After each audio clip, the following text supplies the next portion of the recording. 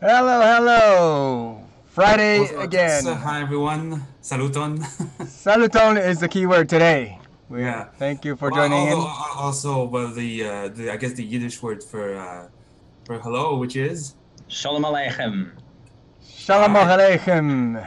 All right. So today, the person we have with us is Sebastian Schulman, someone I've had the pleasure to meet a few months ago, a man of a few languages at least, because we met through Esperanto, and you obviously speak English and Yiddish as well, possibly some more. We'll talk about that, I guess.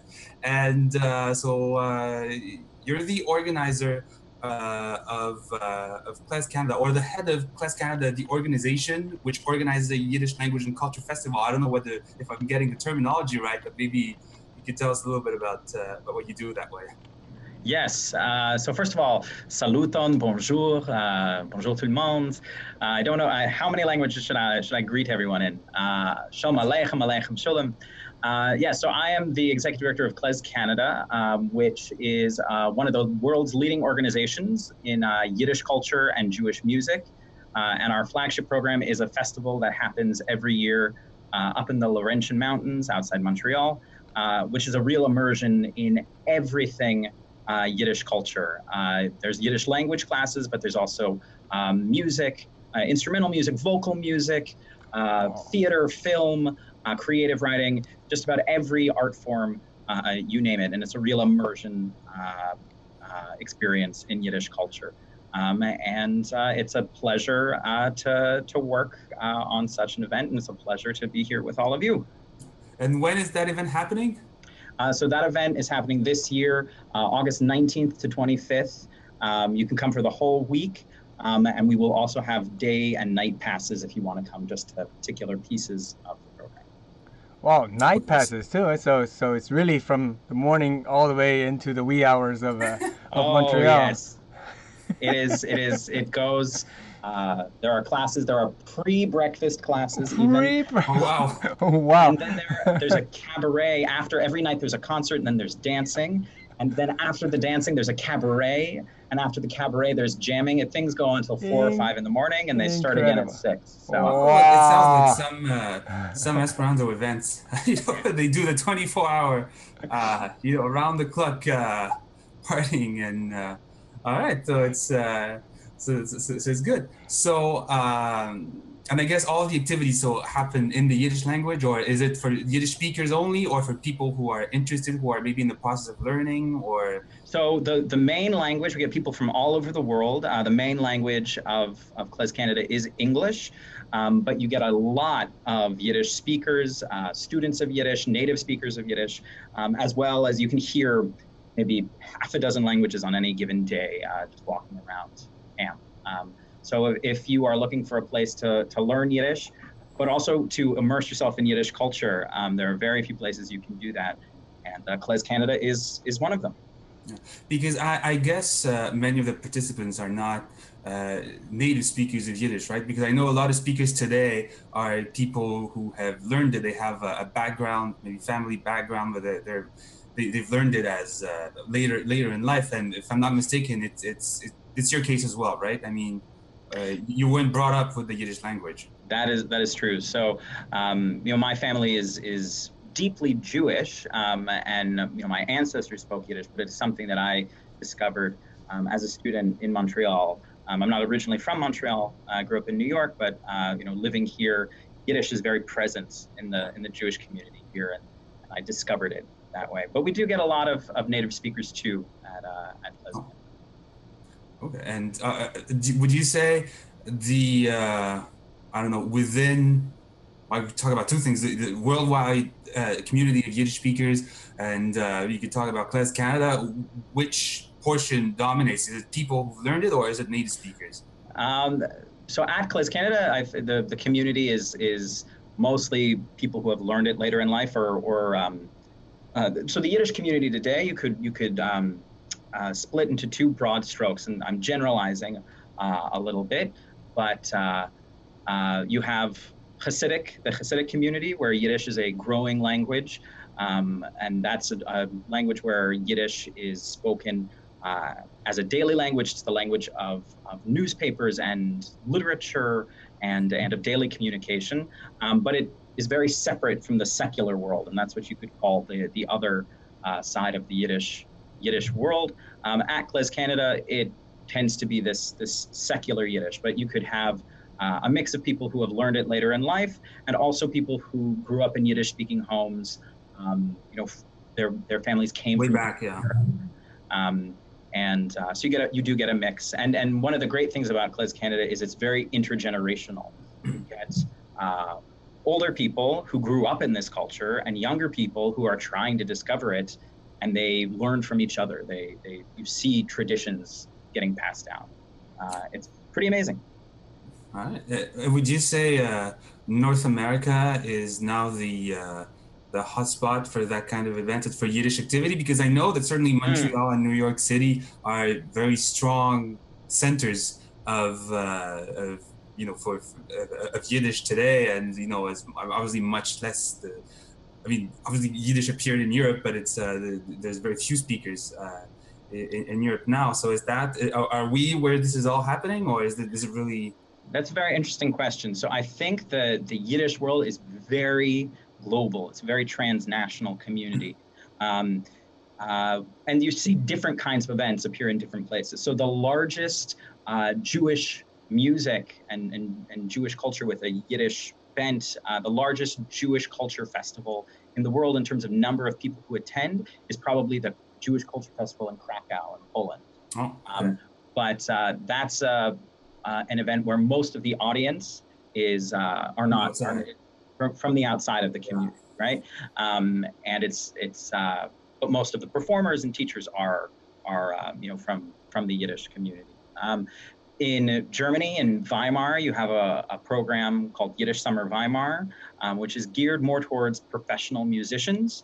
And it's sort of the longest program in terms of length. Each week is geared towards to instrumentalists, to dancers, to singers, and that goes on for about a month, or maybe more than a month at this point. But KlezKanada is the largest immersive, place where Yiddish culture is what everybody is doing around you. When you say the largest, is that largest in Canada, largest in North America?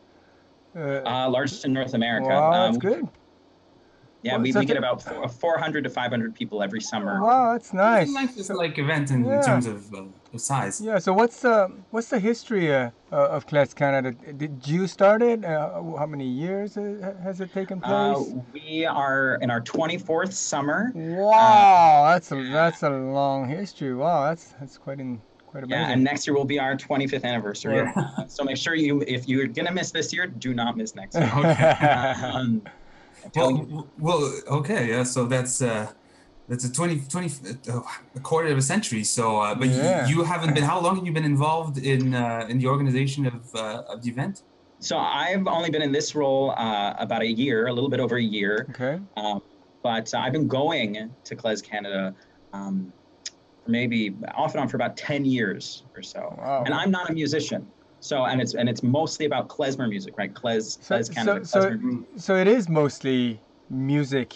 I mean, I'm going to take a few seconds here to acknowledge, to say hello to the folks that are watching us live right now. We do actually have a lady from Japan that you may know, Miss Miwa Kogure.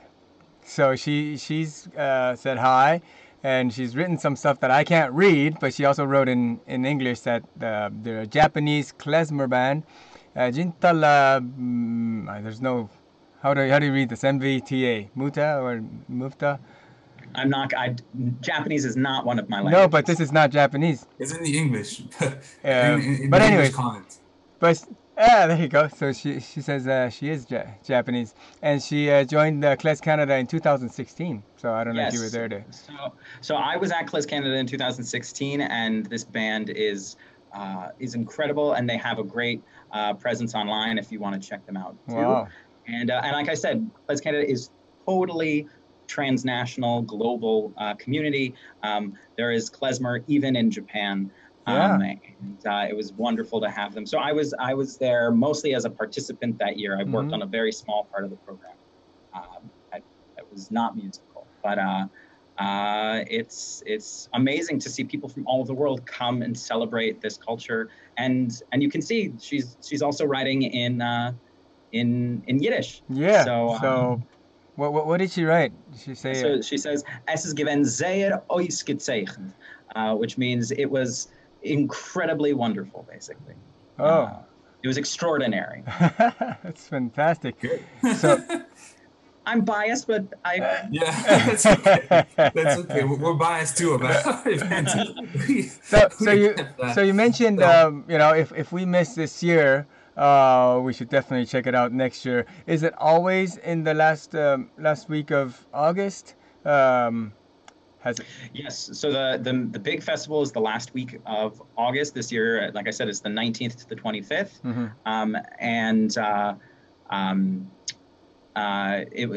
every year it's the last week of August, and there are events that we do throughout the year. Oh, all right. Okay. Concerts, workshops, classes. You can sign up on Facebook, Instagram, Twitter, and on our website at our mailing list. I should mention two incredibly important people in our history who have been running it as volunteers up until I moved up here. Hi and Sandy Goldman, who gave and are still giving of their heart and soul to the organization, and this would not exist without them. So I want to make sure I publicly mention them amongst many other volunteers who have made KlezKanada. That's right. Volunteers are a lifeline for events like what we run. So clearly it's important to acknowledge and let them know that we appreciate them. Yes. So I was saying, unfortunately, LangFest will pretty much overlap in its entirety this year, but next year we'll have a situation where we might be moving the dates a little bit, since there will be a big event that Nicolas is involved in. The World Congress, the World Esperanto Congress, which I hope that you will go to a little bit. I mean, maybe you'll be involved in the in the preparations for next year's KlezKanada as well. But so possibly actually, we should get in touch. Maybe there's maybe something that you could contribute. There you go. We're in the process of looking. So I mean, you know us, and you know the team. So we'll I guess we'll have a chat at one point. Which brings me to the topic. So I said, so you speak English, Esperanto, Yiddish, I guess French, or maybe you're learning any other languages that. So I use it's always and I feel like the people that go to LangFest also must feel this way at times. People say, "Oh, how many languages do you speak?" Or do you know? Age-old question. Right. So I've studied, I think 9 languages, but actively I use about 5. So at home, we speak English and Yiddish. My partner's first language is Russian, and I speak Russian with her family. Nice. And Esperanto. I'm also a translator of literature from Yiddish, Esperanto, and Russian. So those are the 5 that I use on a pretty regular basis. And I've also studied Romanian, the Moldovan dialect specifically. I lived in Moldova for a short while. Spanish, Latin. And, that's quite a few. Wow. And the list goes on. I'm missing something, but it's that happens, right? That happens. And Hebrew, of course. Okay. But the last 4 I don't really use actively. Okay. And what was it that drew you to Esperanto? Is it the Yiddish connection of it? Because Yiddish was one of the native languages. From what we know, I think his native languages, Zamenhof's native languages, were Yiddish and Russian, right? In addition to others that he spoke. Even though I know there's some debate, but I think there's no debate that he did speak Yiddish. Because that was part of his community, right? Yes, yes, absolutely. Esperanto was attractive to me because of its history in Jewish language politics. Zamenhof was an early Zionist and was part of the early ideas about reviving Hebrew. And you can see his sort of historical ideological trajectory is very, very interesting. He starts out as an early Zionist, and he says, wait, this is very utopian. This is never going to happen. This is in the late 19th century, so 1870s, 1880s. He becomes a Yiddishist, and he has this idea to reform Yiddish grammar. He says that if we just used Roman characters for Yiddish, Yiddish is generally written with Hebrew characters. If we just used Roman characters, Latin characters, and people could access it more easily, they would understand that this is a language and a people that should be respected. And he quickly realizes that, no, this idea is also unrealistic. And so he goes back to this idea that he'd been playing with earlier in his life about a universal language. And so the history of Esperanto is tied very deeply to the history of Jewish languages in Eastern Europe. And that's how I initially got interested. But once I started learning about Esperanto beyond that story, I just fell in love with the whole culture and the world, and particularly the literature. I love Esperanto literature. So that's how I fell into the Esperanto world. I think that's a lot of people's experience, that they have an initial reason for getting interested, whatever that may be. I mean, in your case, connection to Yiddish. Other people have all sorts of reasons, and then they either stick with it or don't because they get hooked by the community, and some of them don't, and that's fine. But it's just that. You have a door into it, and well, I guess it's true of any other language, right? I mean, you have you have a reason, something theoretical in your head, and then the practice, I guess, leads you to keeping using it and interacting with people who use it or not. So, and I feel like there's a great amount of parallel between the Esperanto community and the community of Yiddish learners. Just sort of in the culture of those communities, it tracks the same kind of slightly eccentric, very smart, incredibly good looking,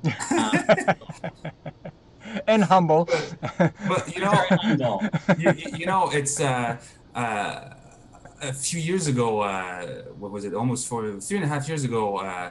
I went, and Tetsu also went to the Polyglot Conference, which is another event that happened in New York. And there was a talk there by someone named Yaakov Bloom that you may know. And actually, he came to LangFest 2 years ago, I think. And his talk was about the community, worldwide community of Yiddish revivalists. And as I was listening to the talk, I was like, wait. This is Esperanto, but in Yiddish.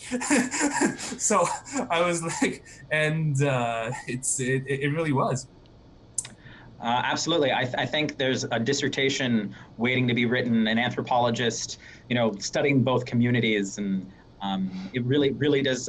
There's a very similar flavor to both. Yeah, because I think what brings them together is that I know that a lot of people who are into minority languages obviously have these events, immersive events, and stuff like that, except that a lot of those languages obviously are tied to territory. And I think one of the things that make Yiddish and Esperanto look alike, in a sense, is that they're minority languages in the sense that they're not generally spoken in by the majority in any area or in very small areas, but they're worldwide.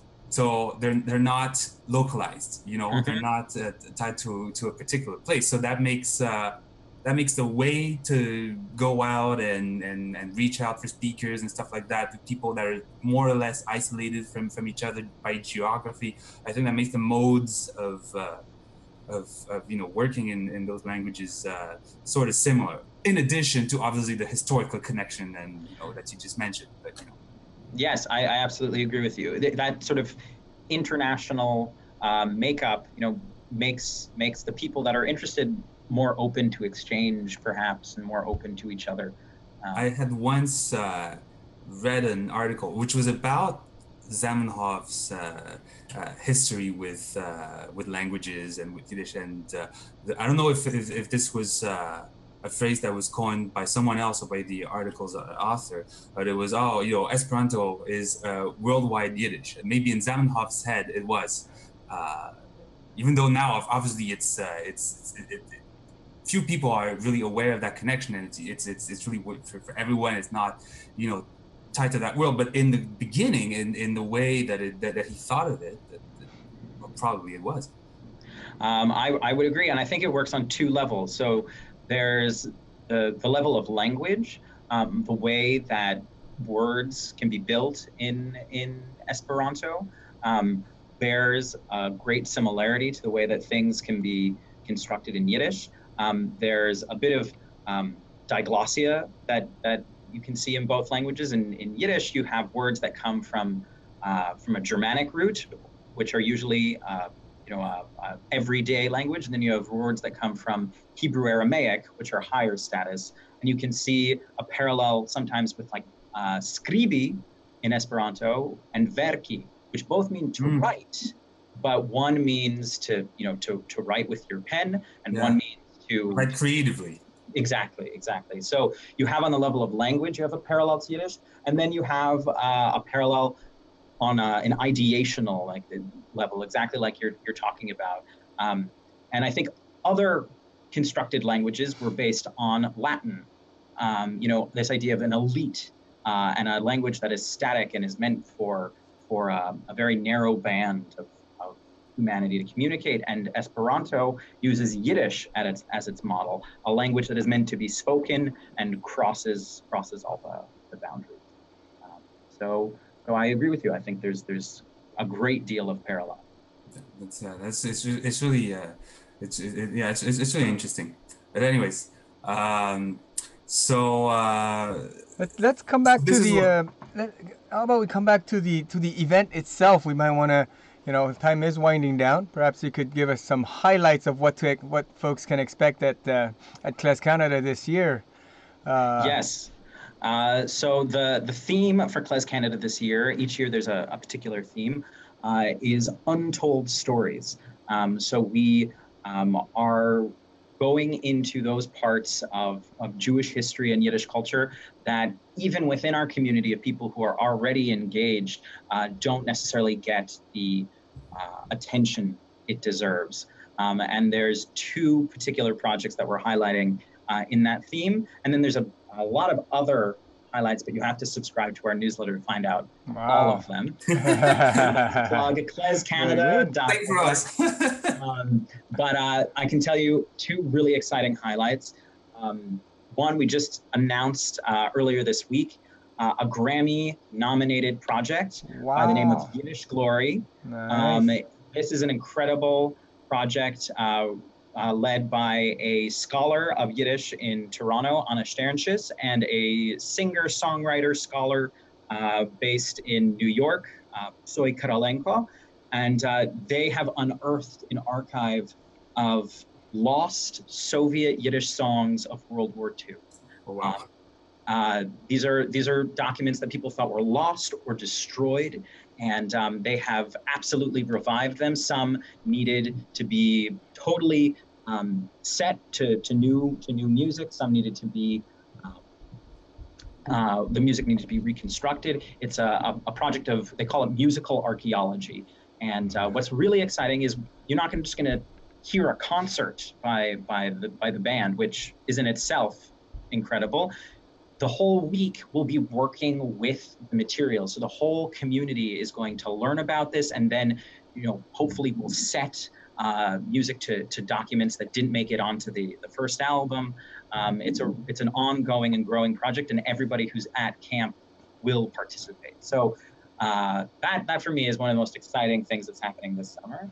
And then the second highlight I'll give you has to do with the archives of an incredible ethnomusicologist by the name of Ruth Rubin, who is a native Montrealer. And she went around North America recording Yiddish songs with Jewish immigrants in the first part of the 20th century, or I think we're in the 50s to the 70s, if I'm not mistaken. I might have my dates a bit off, and hopefully someone in the comments will correct me if I'm wrong. But she collected a treasure of recordings from all across North America that represented the entirety of Eastern Europe, immigrants from all over the Yiddish-speaking heartland. And this archive has recently been digitized and is fully accessible by an organization in New York called YIVO, which is the preeminent Yiddish archive in the world, YIVO. And we'll have a concert highlighting some of the materials that haven't been heard in decades. And we'll also be learning material from the archive itself. And when you say learning, are these like presentations by a speaker, or is this like a workshop in a small groups? Everything. You've got it all covered, eh? Yeah. So you'll have more sort of academic style workshops and presentations, but you'll also sing the songs. You'll learn the authentic folk style. I see we got a comment. That's right. Yeah, me too. Okay, I said 50s to 70s. I was off. Not too far off. 4 years. Wow. But Ruth Rubin's collection is amazing, and you'll be able to interact with it in sort of a 360 way. KlezKanada, enables you to enter into the culture. No matter where you are coming from, you can enter it. So if you're not a singer, you can still engage with the material. But if you have an interest in singing, you can learn this authentic folk style. You can learn these rare texts. It's really quite astounding. And if you want to know any of the other highlights, KlezKanada.org. Yeah. There you go. So that's where folks can get their tickets. KlezKanada.org. KlezKanada.org is KlezKanada.org. Right, and you can spend the whole week at KlezKanada. You can come up for a day, for an evening, and we have a sleep is optional at KlezKanada. Things go on till 4 or 5 in the morning, and then they start again at 6. I'm just curious. Does the festival attract non-Jewish participants as well, or? Oh yes. It's utopia. I mean, you have people from all over the world. You have, there's an expression in Jewish culture: 2 Jews, 3 opinions, which means that everybody, likes to argue and likes to debate things. So you have people from all different kinds of places on the Jewish spectrum, and then you have a sizable portion of the community is also non-Jewish, and they all get along. They all create. That's the magic of such events. People just bond in ways that you just otherwise cannot find. So we're winding down. I am going to force you to do a 30-second to 1 minute summary of what's coming up for Sebastian Schulman or for KlezKanada in the mid to long term. And this will be our last question, and it'll be a farewell after that. Well, thank you again for having me, and thank you for everybody for tuning in. For KlezKanada, we've been talking a lot about the summer, but I also want to let the Montrealers in the crowd know that we have events going on throughout the year. In 2 weeks, we have a mini festival called LangFest, which is spring festival, and there are events the entire week of April 7th to April 10th all over the city. We have a klezmer brunch coming up. We have a fantastic concert in Mile End, and we have a silent film with a live score that will be happening with an original klezmer score happening all the week, all different kinds of events. And then we have periodic events too happening all throughout the year. And one more plug for our summer festival, which is August 19th to 25th. And if you're at LangFest, which is you're going to have a great week because you're going to go to both events and you're going to come up to us for a couple days, or even if you can't come for the whole week. We're in the same place, so we're in the same city, so there's no reason why you can't go to both. Exactly. If you're local, go to everything, and if you're making a special trip to Montreal, you're gonna get double your fun. There you go. Thank you, Sebastian. We've got to wrap up before this thing cuts automatically. So once again, thank you for coming on our show. Thanks so And much. everybody Thank go everyone. to KlezKanada.org or KlezKanada. You have the links in the comments in the description. See you All all right. next week. Thank you. Merci. Thank you. All Schönen right. Dank. Bye bye.